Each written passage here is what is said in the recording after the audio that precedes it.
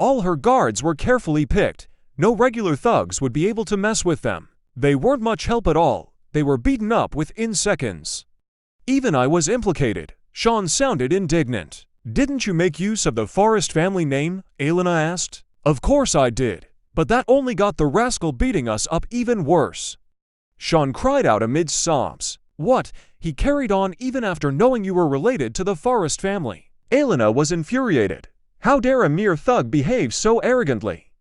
Stay there. I'll be there in a bit. Okay, hurry. I'll try my best to hold him back, Sean said. Ms. Forrest, sounds like you're in a bit of trouble. Do you need any help? Dahlia asked. Don't worry about it. It's nothing to be concerned about.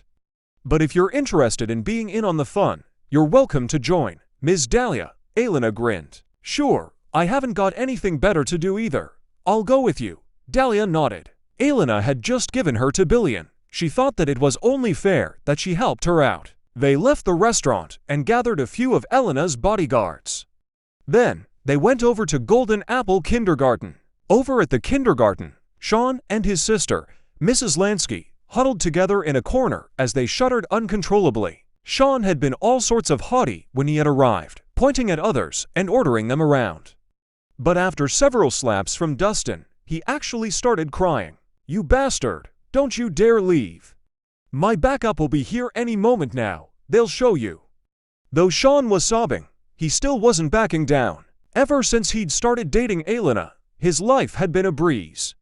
Everyone he met started to show him respect and treated him politely. But this thug, not only did he disregard the Forrests, he even slapped him multiple times. How dare he? What? Have you not received enough slaps yet?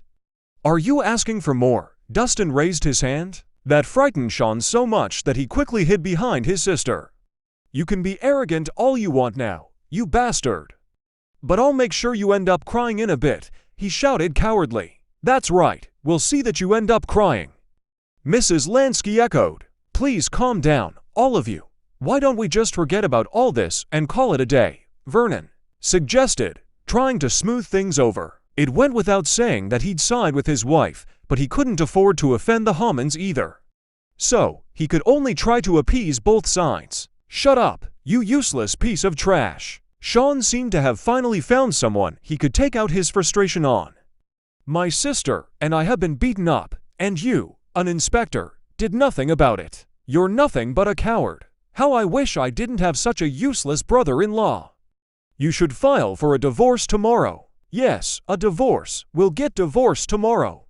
Mrs. Lansky was furious. She considered herself extremely unlucky to have gotten married to a coward.